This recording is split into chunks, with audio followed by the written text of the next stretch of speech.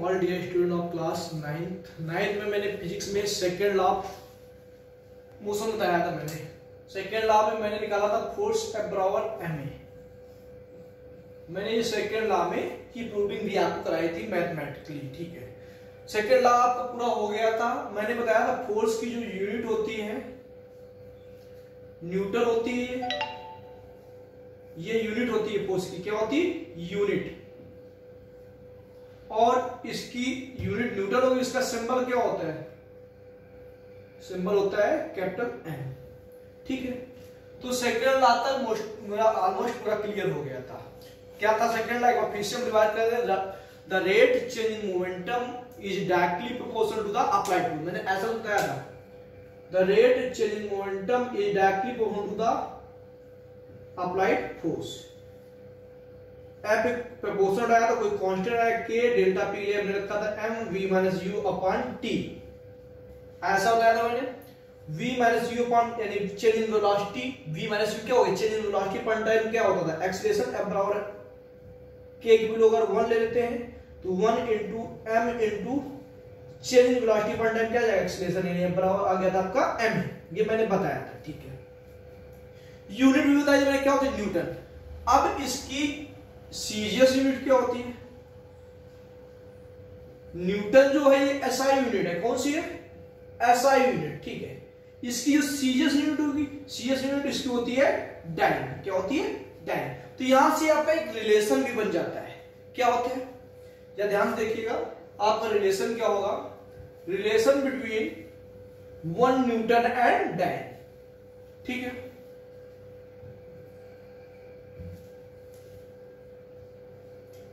relation between 1 Newton and dyne. ठीक है, 1 Newton और डाइन में क्या रिलेशन होगा? ठीक है, बहुत ध्यान सुनिएगा। फोर्स F बराबर क्या होता है? ma। फोर्स मेरा 1 न्यूटन कब होगा? फोर्स मेरा 1 न्यूटन जब होगा जब मेरा मास 1 kg होगा और acceleration 1 metre per second square होगा। देखो 1 इंटू 1 क्या जाएगा? 1 न्यूटन। ठीक है, जब मेरा मास 1 kg होगा, acceleration 1 metre per second square होगा, तो मेरा फोर्स 1 न्यूटन होगा। ऐसा कुछ मुझे यहां से निकल के है। ठीक है, तो 1 newton equal to 1 kg metre per second square. अब मुझे पता है क्या? डाइन में चेंज करना है। किस में चेंज करना है? फोर्स को में डाइन में चेंज करना है। और डाइन में कौन सी यूनिट होती है? सीजीएस।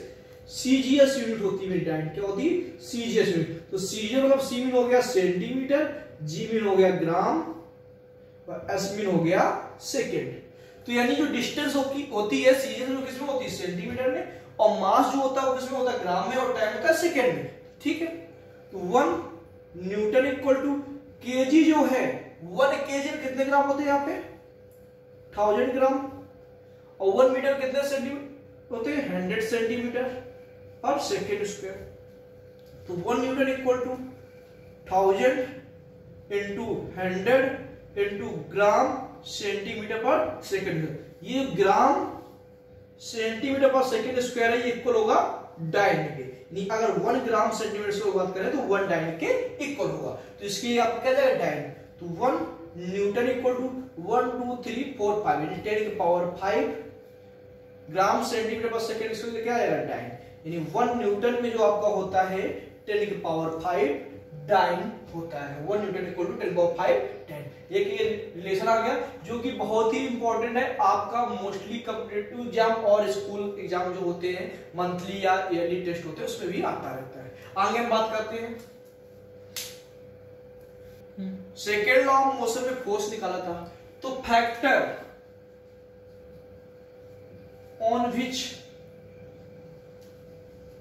फोर्स डिपेंड, यानी ऐसे फैक्टर जिस पे फोर्स डिपेंड करता है। ठीक है, तो जो फॉर्मूला आता है एक्चुअल फॉर्मूला लिखते हैं F बराबर क्या था? ma। यानी फोर्स जो होता है डायरेक्टली प्रोपोर्शनल होता है मास के। अगर हम मास बढ़ेगा मेरा तो फोर्स भी बढ़ेगा। यानी फोर्स डिपेंड्स ऑन मास, यानी फोर्स मास पे डिपेंड करता है। किसी भी बॉडी का जितना ज्यादा मास होगा उस पे उतना ज्यादा फोर्स लगेगा। ठीक है, फोर्स डायरेक्टली प्रोपोर्शनल होता है एक्सीलरेशन के। अगर बॉडी एक्सीलरेट करती यानी एक्सीलरेट करती तेजी से एक्सीलरेट करेगा यानी एक्सेलरेट जब करने लगेगी तब भी उसका मास क्या होगा, सॉरी फोर्स उसका तब भी इंक्रीज होगा। यानी फोर्स डिपेंड करता है मास और एक्सेलरेशन पे, ठीक है। तो फोर्स और मास का क्या रिलेशन आया, डायरेक्टली हो गया। फोर्स एक्सेलरेशन का भी क्या आ गया, डायरेक्टली आ गया, ठीक है। ये फैक्टर होते हैं जिसमें आपका फोर्स डिपेंड करता है, मास पे डिपेंड करेगा और एक्सेलरेशन। चलिए अब हम इसके न्यूमेरिकल कराते हैं थोड़े से।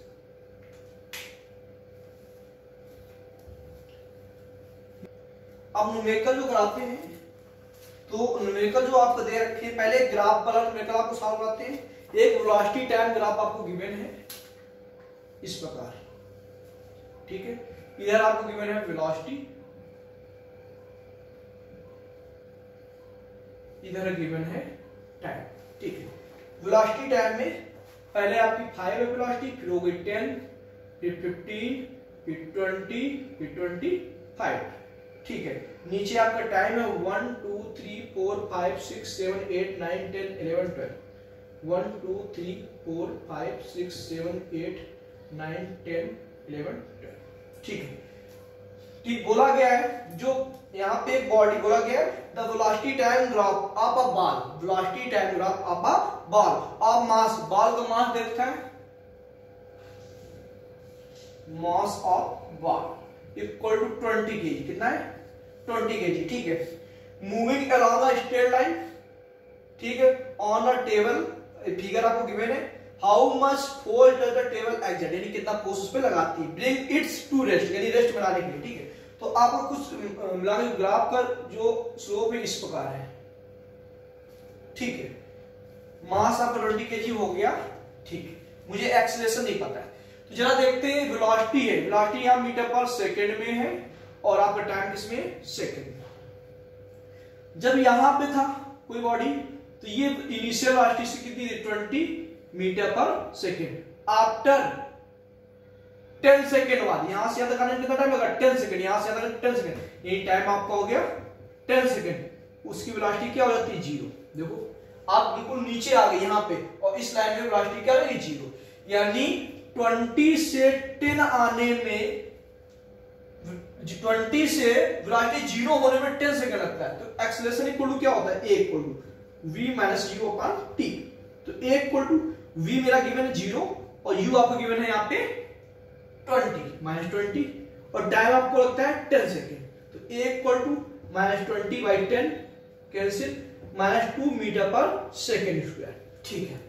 यहां क्या हुआ, माइनस का मतलब ये हो गया रिटार्डेशन हो रहा है। रिटार्डेशन मतलब क्या हो गया, गाड़ी मूव कर रही है, बॉल मूव कर रही है, हम उसमें अपोजिट फोर्स लग रहा है। अपोजिट फोर्स मतलब फ्रिक्शन फोर्स लग रहा है, क्या लग रहा है, फ्रिक्शन फोर्स, ठीक है। तो F बराबर मेरा क्या होता है, ma।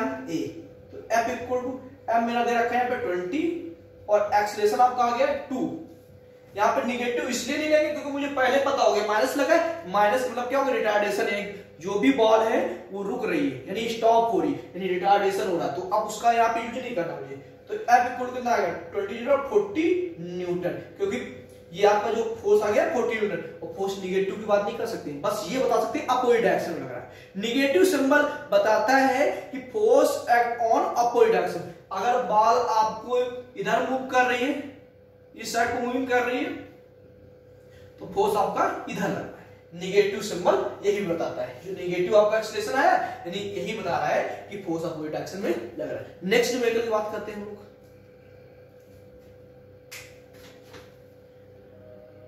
एनसीईआरटी की एक्सरसाइज में 5 नंबर न्यूमेरिकल गिवन, न्यूमेरिकल से स्टार्ट है, 5 नंबर न्यूमेरिकल गिवन है आपका। अ ट्रक स्टार्ट फ्रॉम रेस्ट, जो आपका ट्रक है वो रेस्ट से स्टार्ट होगा, यानी यू हो गया आपका 0, ठीक है। And roll down a hill with a constant acceleration, ठीक है। It travel a distance 400 metre in 20 second, इन डिस्टेंस वो ट्रेवल कर रहा है 400 मीटर और टाइम लग रहा है उसको 20 सेकंड। यहां पे उसने बोला क्या है, एक्सीलरेशन जो है क्या है, एक्सीलरेशन उसका जो है कांस्टेंट है। एक्सीलरेशन क्या है, कांस्टेंट, ठीक है। बोला है constant acceleration. It travel a distance 400 metre in 20, find its acceleration और find force acting on it if its mass is 7 ton, यानी मास दे रखा है 7 टन। तो मास का होगा 7 × 1000, तो ये आ जाएगा 7000 kg। तो पहले एक्सेलरेशन निकालेंगे, ठीक है। तो सीधे सीधे पहले वेलोसिटी निकाल लेते हैं। ध्यान सुनिएगा, 400 metre per second, sorry metre distance travel करता है 20 सेकेंड। कितने सेकेंड में? 20 सेकेंड में, ठीक है। तो मुझे पता है v इक्वल टू होता है u प्लस 80। तो v इक्वल टू u आपका यहां क्या है 0, a निकालना है, t मुझे गिवन है, यहाँ पे नहीं गिवन है, a भी नहीं गिवन है, सॉरी a भी नहीं गिवन है, t भी नहीं गिवन। तो ये इक्वेशन मैं यहाँ पे नहीं लगाऊंगा, क्योंकि ना ही मुझे यहाँ पे वेलोसिटी गिवन है और ना ही टाइम तो गिवन है, लेकिन एक चीज गिवन होनी चाहिए। तो हम लगाएंगे second equation, s equal to ut plus 1/2 at square होती है सेकंड इक्वेशन ऑफ मोशन, ठीक है। s इक्वल टू u आपका 0 है, t आपका दे रखा है 20 सेकेंड प्लस 1/2, a निकालना है t20 का होल स्क्वायर। डिस्टेंस आपको गिवन है आप 400 मीटर, 400 मीटर, ये आपका हो गया 0 यहाँ पे, प्लस 1/2 a इंटू 20 स्क्वायर का आएगा 400। तो यहाँ आपका 400 इक्वल टू 1/2 a इंटू 400, 400 से 400 कैंसिल, तो यहाँ बचेगा 1/2 इंटू a। तो a आपका आ जाएगा यहाँ पे 2 मीटर पर सेकेंड स्क्वायर। ये आपका क्या आ गया एक्सेलरेशन, क्या आ गया, निकालना क्या आपको फोर्स। तो F बराबर आपका क्या होता है ma। तो F इक्वल टू m दे रखा आपको 700 kg, ठीक है। मास आपका हो गया 700 kg, एक्सेलरेशन दे रखा 2 यानी 1400 न्यूटन, सॉरी 14000 न्यूटन, 14,000 न्यूटन, इतना फोर्स वर्क कर रहा है। नेक्स्ट आगे बात करते हैं हम लोग। ऐसे आपके और भी न्यूमेरिकल गिवन है, एनसीईआरटी की एक्सरसाइज करनी है, जो आपको नहीं आएंगे वो मैं बताऊंगा। अब मैं नेक्स्ट टॉपिक जो नेक्स्ट आपका है वो बताता हूं। नेक्स्ट आपका है थर्ड लॉ ऑफ मोशन, जो आपका थर्ड लॉ होता है।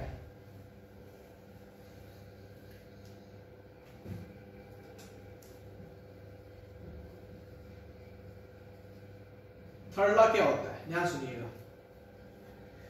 हमने सपोज कर लिया एक मैन ए है और एक मैन बी है। फॉर एग्जांपल समझाते हैं, ये कोई बॉडी है, ये मैन इधर की ओर फोर्स लगा रहा है और ये मैन इधर की ओर फोर्स लगा रहा है, ठीक है।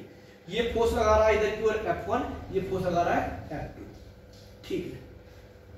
जितना ये फोर्स लगा रहा है ये मैन, उतना ही फोर्स ये लगा रहा है, यानी दोनों मैन फोर्स इक्वल लगा रहे हैं, यानी उनके फोर्स का मैग्नीट्यूड, एंड मैग्नीट्यूड का मतलब होता है जो जितना फोर्स, अगर ये लगाता है 10 न्यूटन का फोर्स तो ये भी 10 न्यूटन का फोर्स लगाता है। ये 10 है, ये मैग्नीट्यूड है, यानी दोनों के फोर्स का मैग्नीट्यूड क्या है, सेम, यानी दोनों फोर्स इक्वल लगा रहे हैं, ठीक है।